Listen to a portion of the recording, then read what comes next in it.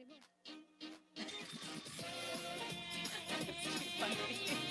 Makes you want to do jazz hands. Right. The foxtrot.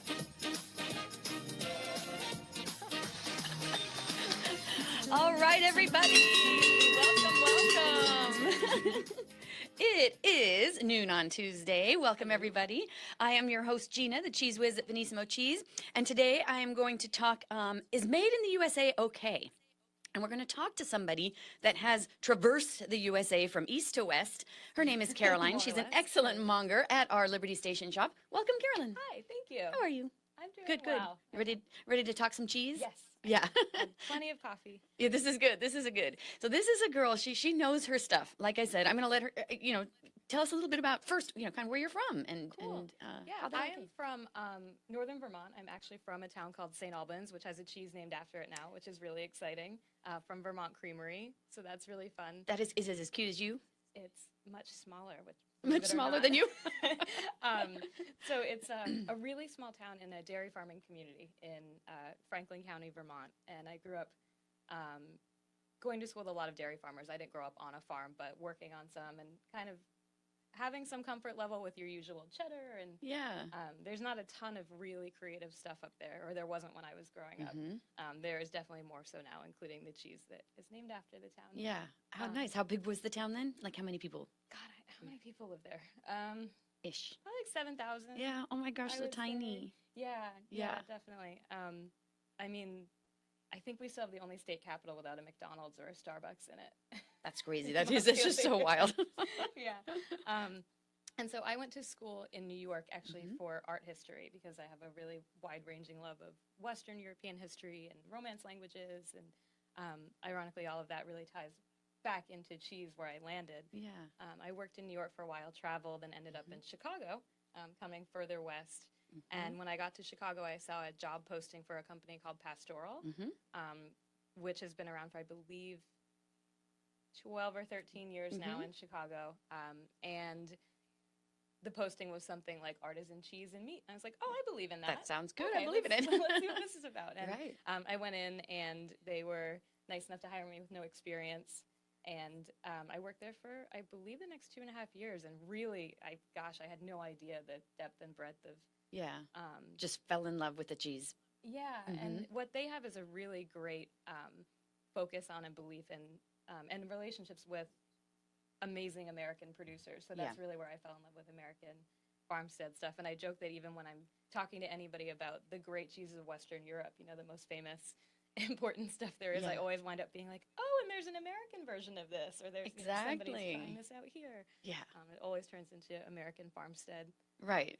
You can tie it right back in. Yeah, That's good. Yeah, and about a year ago, I'm in California now. About a year ago, I ended up here because I had a friend living here who basically convinced me to ditch winter for a while. Yeah. How do you like that I did. decision with it? I'm going to stick with it for a little bit. It's pretty good, right? Yeah, it kind of freaks me out to always have it be nice out, but in a good way for a while. That's good. That's good. Yeah, I was nostalgic for home in October for like 3 weeks, thinking about fall. The colors, all that, and everything. And then my sister texted me, it's snowing. I was like, oh, never mind. Head to the beach. Good. You guys Really enjoy good. that. Yeah. So Awesome. yeah. So just fall in love with cheese. And like you said, you've really fallen in love with the American cheeses. And they're not bad, right? Because get this. So I did a search, Carolyn, believe it or not. Yesterday I do a search, American cheese, Google. And what comes up?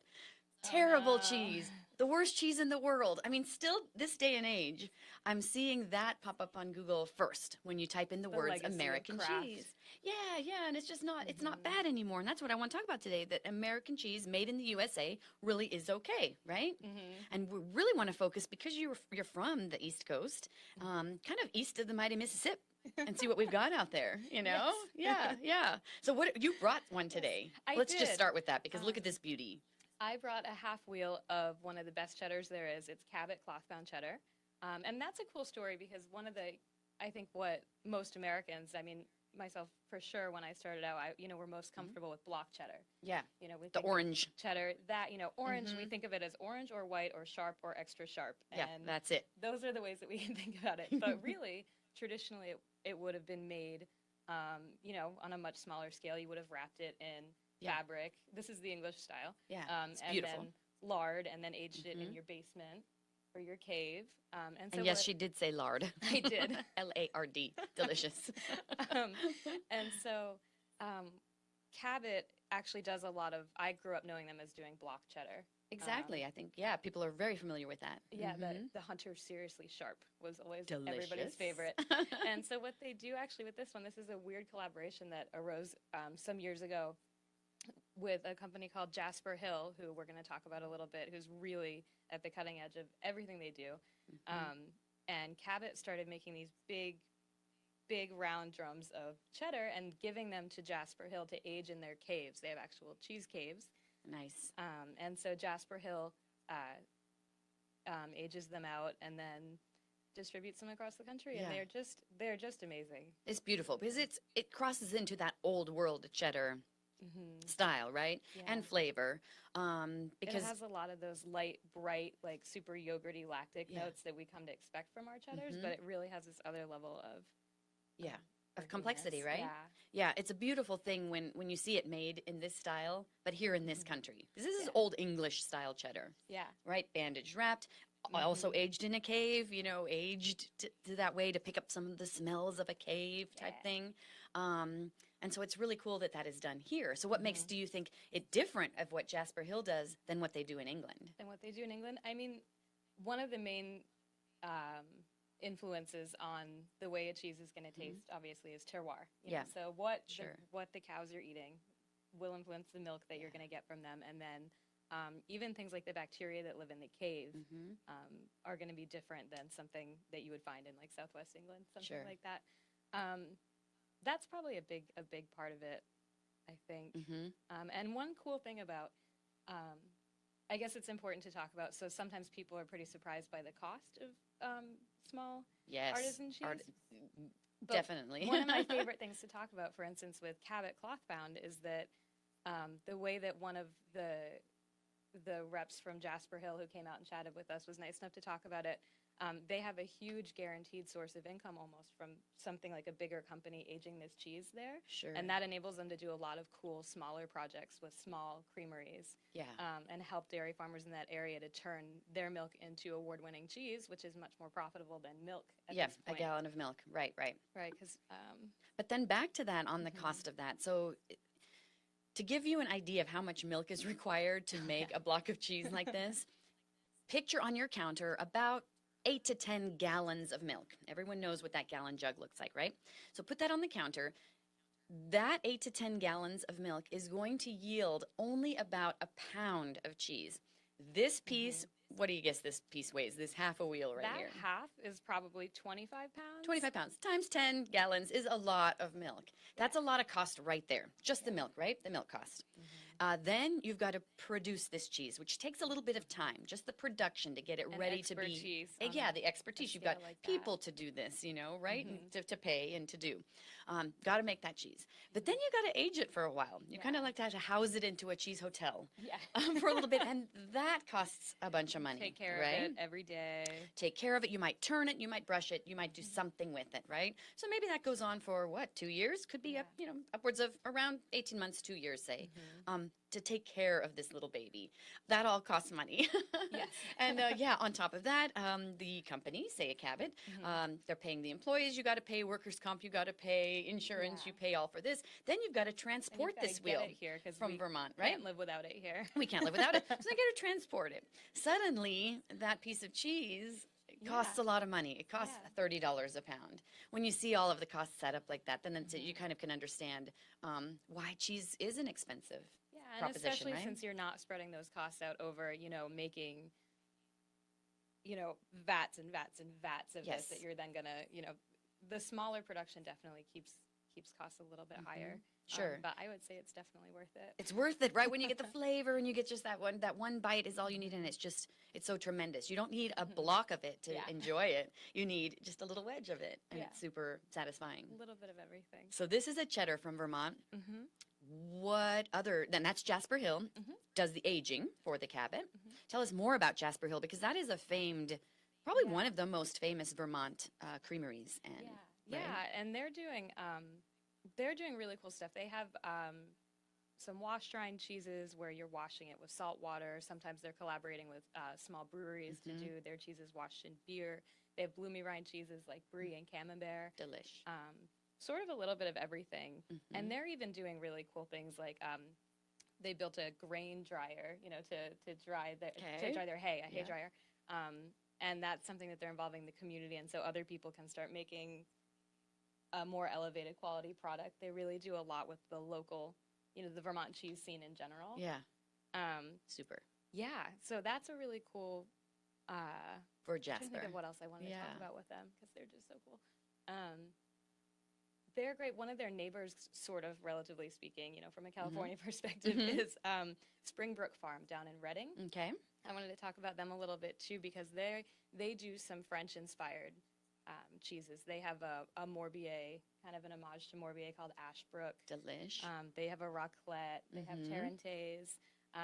They also have a nonprofit called Farms for City Kids. Yeah, that is an awesome, awesome program, right? Yeah. Because as a cheesemaker, they are really dedicating more to profit, more to education than to profit on the cheeses, just to teach, right? Get people inspired. They're a certified nonprofit, and so what they do is if a school can get a group of kids to them, the kids work on the farm and they learn about, you know, all the fun stuff like looking out and shoveling, and, right, and cleaning, and exactly, milking, exactly. And so as a bonus, they happen to have all this amazing cheese that we're sometimes able to get out here, but they really do a lot to bring the whole farming.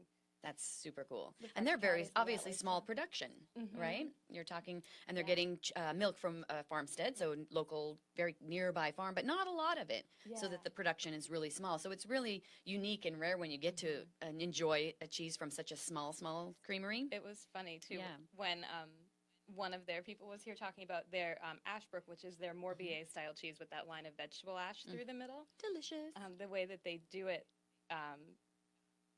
she was saying, you know, sometimes you'll get this really beautiful, even line of ash through the middle, and sometimes you'll cut into it, and it'll be like a little bit askew. And she's like, yeah, we were like talking about our kids that day, you know, in the bake room. It just tipped. You know, right? We were distracted talking about parent conferences or something. Sure. So it's made by real people, and you can see the results of that By in real the meals that hands. you get, Yeah. which is the cool part. That's really awesome. Yeah. And it could be, like you said, it could be kids that helps in that production. You know, somebody that just learned how to do this. You know, that's from an expert cheesemaker on a small scale. But then let's go to a larger scale because Vermont also has Vermont Creamery, which is a really big facility, and they do a lot of varieties of cheese with a focus on the goat milks, right? They're really central to the evolution of artisan cheesemaking in the U.S. in general as well. Allison Hooper, who started the company, was actually working on a much smaller scale, like 30 years ago or so. There wasn't any understanding at all of what artisan cheese could be in the U.S. And what started happening was that restaurants in New York were looking for amazing French cheese or French-style cheese, but they wanted a local source. And so she would start bringing the cheeses down from Vermont and selling to them. And that's, I think that there's some parallels with that happening on the West Coast as well at the same time. Exactly, like a Laura Chanel, like the Cowgirl Creameries, the Cypress Groves, where they're just all sort of making milk for themselves and on their own, but then seeing that there's a need or a desire for that delicious. Yeah, and starting with, you know, the restaurants creating that demand, and then allowing allowing awareness to grow and their businesses to grow. And Vermont Creamery has grown just so exponentially, and they've kept such a great consistency in their product. They were doing French-style goat cheeses. The St. Albans, which is named after the co-op in my hometown, Crazy. is their first aged cow's milk cheese. It's a San Marcelin style, so it's a little bit funky. It's in a little crock, and you can stick it in the oven and warm it up and eat it. Like So delicious. Yeah. Dip something in, or just dip your finger in it, or Exactly. dip anything in it. It's when that first came out, my mom sent me a picture of her dashboard, and she had gone into the St. Albans co-op, and she had bought like 6 of them. And she's like, lined them up. She's like, oh my gosh, you're addicted. Tell Daddy it's fondue. Yeah. Like, I don't know. That's perfect. But yeah, so it's definitely, we're very proud of it. And they're going to be a little bit bigger. We're kind of towing that line between artisan and larger production because they were just purchased by Land O'Lakes. Yeah, interesting, right? Phenomenon. When a small producer becomes large, you know, how do you get larger and Right. remain an artisan, right? And so as a, I don't think Vermonters are a little bit resistant to change. And I think my reaction to that was, oh God, no, no, no, no, no. Like we don't do want it. Yeah. like outside influence in our products or in our, in our livelihoods. But I think that if anybody's going to do it right, it would be them. Yeah. And their explanation of it was really interesting. It was not that they want to take the product to a mass commodity level, which is, I think, the gut instinct that we would be concerned Right. about. Rather, Land O'Lakes sees specialty food, and cheese in particular, as a valuable enough sector that they want to have a company like Vermont Creamery as part of their portfolio. Sure. So I think there's a huge upside to that. Yeah, because then they've got some backing, right, to maybe expand the farm. Maybe they can do get more, animals, And that they kind of have a thing, more teaching education. farm, too. Yeah, exactly. It gives them resources to do it. I think that's a real common thing. And so, just like American cheese isn't always bad, being acquired by a corporation isn't always bad. It can provide lots of resources to learn more things, And at the bottom explore new line, things. right. Like everybody got a raise, Exactly, that's a good thing. That's employing people in my hometown and home state, and that's really, really cool. What they're saying that they plan is that they want to keep their small scale cheeses fairly small scale and maybe expand Or specialty shops and specialty occasions. Exactly, and just really keep the consistency going. And that's one of the things that we as cheesemongers really love about their product, is that when Vermont Creamery stuff comes in, it's perfect. Exactly. Yeah, that's really different. Perfect. As Jasper opposed to Hill, saying, too, yeah. like they do, every time we get Harbison, I don't know how they do it, but every time we split a wheel of Harbison, we're all like, this is the most amazing thing I've ever had.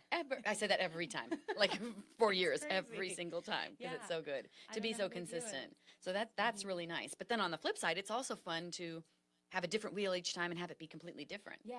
Right? Like Yeah. sometimes I don't want it to be the same. I'm like, what's it going to taste like this time? Exactly, exactly. That's super fun too. Yeah. To kind of just, be surprised every time, especially with some of the newer, smaller creameries. Sure. That's a fun thing. Yeah, and there's more popping up all the time. I just saw, what did I see? The last count that there's over 900 artisan cheese producers in the USA now. Oh, wow. That's crazy, right? I mean, Yeah. just has exploded. I keep going back to it. It's kind of like wine 20, 40 years ago now. Used to be, California had a few wines and everything. And now on the global scale, there's so many boutique wineries and such a thing. Cheese is the same way. There's a lot of people that just realize, right, the potential and the beauty of creating something from a basic ingredient, milk, and making something so super delicious. Yeah, and you can go in any direction with it, which is so cool. It's so cool. Yeah. And I even have a couple of French regulars who are willing to try some of our American You're stuff. eking it in. Are you sneaking it in Yeah. just so that they don't even know? Sometimes I get myself Beware. in a weird position where I've given them something that I know is not something they would ask me for, and then they like it, and I have to be like, It's from America. I didn't mean to trick you. I didn't want to do that, but I wanted you to have this. But you gotta try it, right? Yeah, the American beauties, right? Yeah, you need to try Good Thunder. You need to, that's one that Good stuff. Tell us French what is this? customers, Good Thunder. is a wash-drying cheese from Alamar Cheese Company, actually, in Minnesota. My geography is so terrible. But it's a little funky, creamy cheese that's washed in an oatmeal stout, actually, from a brewery that's local to them. And so it's got all these, yeasty, dark, chocolatey notes to Making it. me hungry. And, and when it's really, really ripe, there's nobody who doesn't like it. Yeah. It's really... Good Thunder is good stuff. So something even the special. French you've convinced. Write that down, French people. Good Thunder. It's really, really, really good. And we actually have another lady, a regular, who will come in and she'll say, I want the Beaufort, the Vacherin, the Sunmar, I want all of these things. And then she'll get Goldette Tomette. Okay, very good. From Bleeding Heart, actually. And so Shauna has made a cheese that people regular, are, this lady will add it to her laundry list of 10 absolute French classics, and she'll say, and that one. And that one. This is really cool. Yeah. Another artisan of the many, like we said, 900 out there, but some they really, really stand out. And what really stands out too, which you bring up a point, a lot of the names you've mentioned have been ladies. Yes. It's been women in the cheese world. Hooray, girls, go girls. And kind of historically, I think it's because, a lot of people, they just started making cheese because they had excess milk. Again, that's the whole history of cheese is because what do you do with milk before it goes bad? Turn it into cheese, right? And a lot of these ladies did this. They are the pioneers of the cheese world. I mean, honestly, in the artisanal cheese world, hats off to the ladies. Yeah, I mean, you have your Allison Hooper, yeah. Vermont Creamery, and you have Helen Grayson, and Right? you have Judy Shauna. Shad. Yep, Shauna, Judy Shad, the yep. Cowgirls. Like, it's crazy. It's crazy, and it's really cool Yeah. and exciting. Yeah. Yeah. So do Very you have an fun. absolute favorite of all the ones we've talked about from your Vermont? Let's stick with Vermont. I have to do you pick a Vermont yes, favorite. let's stick with Vermont. Oh no. Actually, my favorite cheese from Vermont isn't made by and I think this says a lot about Vermont's cheese making tradition. It's not even made by a professional company. It's made by the neighbors of some people who sell cheese to a farm that I used to work on. Oh my gosh, that's like so European, that's so Italian, right? Or just the neighbor made it. It's a goat's milk cream cheese. And they do a couple different seasonings, and they had like a red pepper one, and it's just compulsive. And they have, Fresh. 3 goats, and they all have French names. So there was like Josephine, Jacqueline, and I can't remember the other one. But that's probably my all-time favorite. And one of the things that really, probably if you're going to trace back my inspiration for being a cheesemonger comes from that. somebody down, wanting to buy from somebody down the road.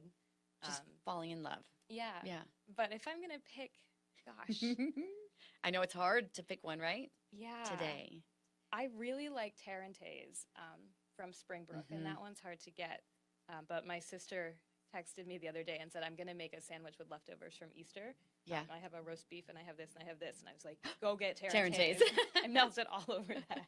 Right. Yeah. Very good cheese. She's still, she can go to Burlington, and she can get, you can get that much more regularly than you can here. Right. So celebrating your own local regions is really important, I think, too, because I always have this interesting compulsion where, I can remember something like Wabash Cannonballs from Capriole. What a great name. In Indiana, this amazing little goat cheese that that Pastoral carries all the time and as a favorite. And I have this pull, like, I want the cannonballs. I want to sell them here. I want to eat them.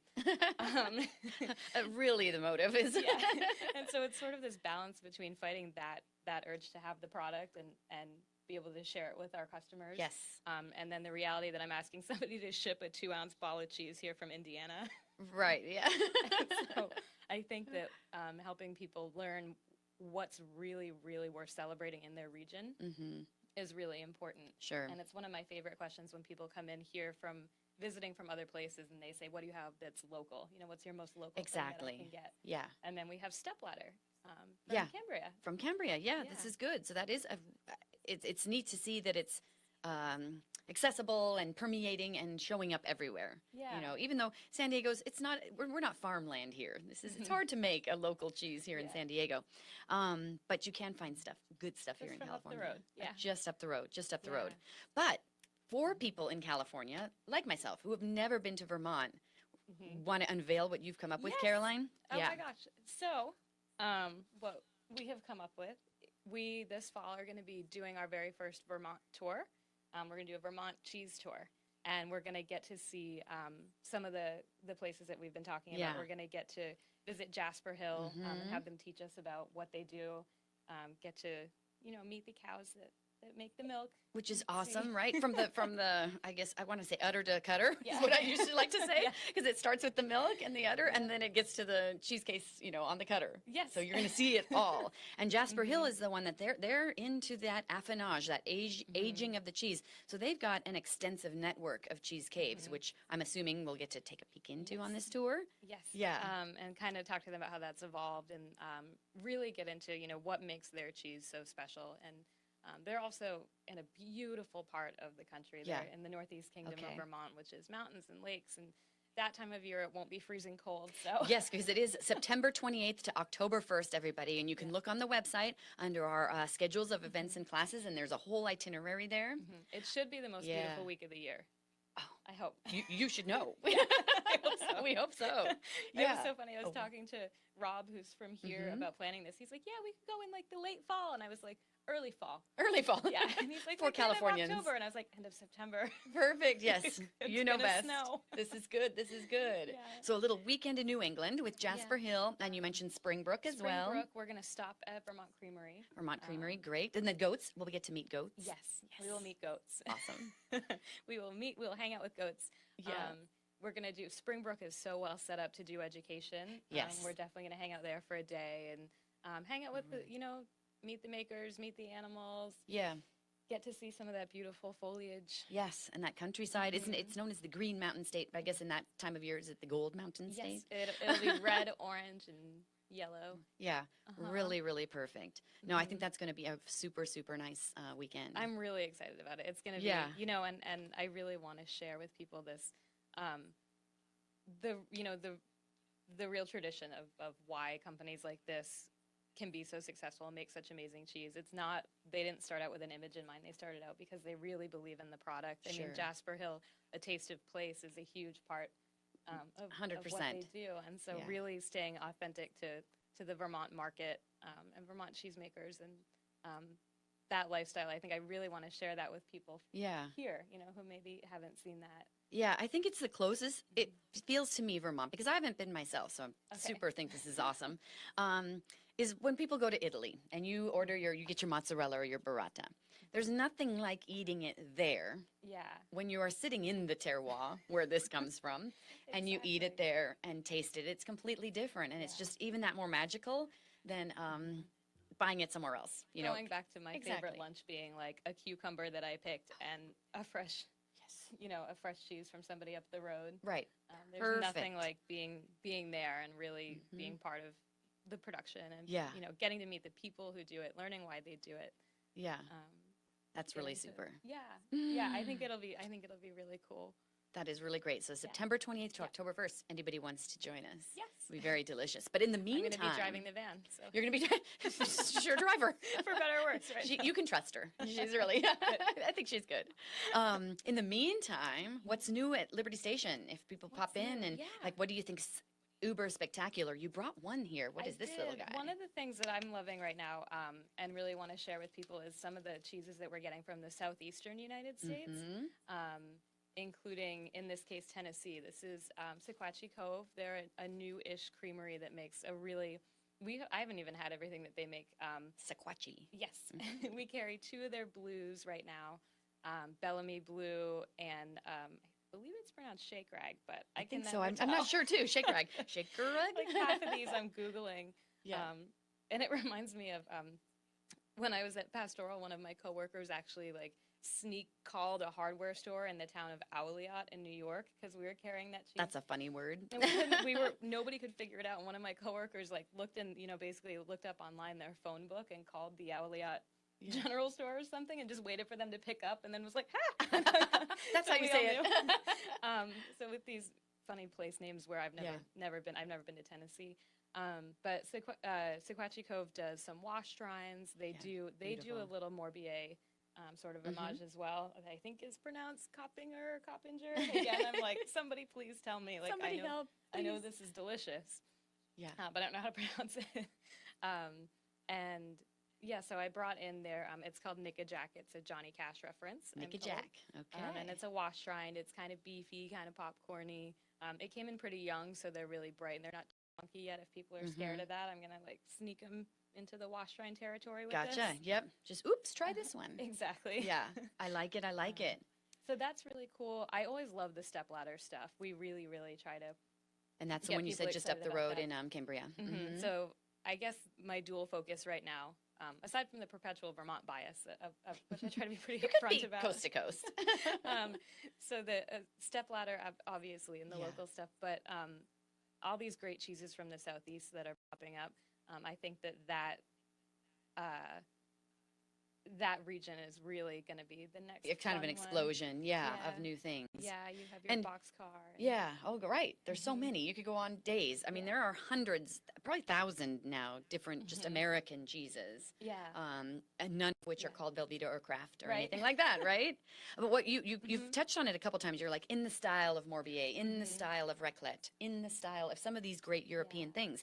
But I think, and don't you agree, what makes American cheeses so cool is that we're not forced to adhere to traditional rules, traditional ways of doing things. Yeah. So then the creativity runs amok, right, and gets really crazy. Big picture-wise, it's really interesting because you have all these great cheeses of the world, that the recipes have been around for hundreds and hundreds of years, and they're, you know, you have your AOC name protections, you have Roquefort, you have Stilton, you have Taleggio, all these amazing cheeses. And one of the things that makes them great is that they have to be made in this exactly just such a specific way every time. You know, the milk has to come from, you know, within 20 miles of the dairy, and it has to be super comforting. Yep, super. Yeah, and so that classic. I think that while that allows these really celebrated cheeses to thrive, and allows the people who make them to thrive, we sort of get the upside of it here in the U.S., where we don't have to make, you know,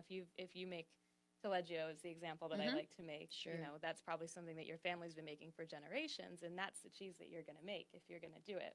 And you live in Italy, and you're in this. And there's a market for it. You know, people recognize it. You can sell it.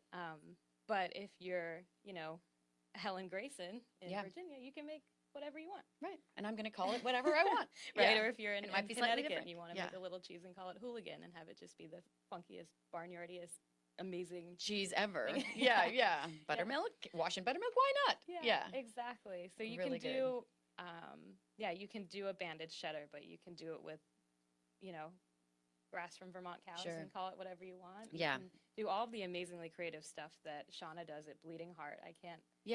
Kind of, get over it. you might say in the style of a manchego or in the style of something like that, but then it takes it and Americanizes it, you know, and takes that adventure, that spirit of adventure, and changes it into something just magic, which is super fun, which again makes cheeses made in the USA are okay. And better they should be tried. If you come to the shops, we will make you try them and Maybe slip some in because you. they're really, really delicious. So thank you, Caroline. And happy cheese eating, everybody out there. And see you next week. Meet on Tuesday. Ciao. Bye. Oh, it's again. I guess I was doing the fox. I like that.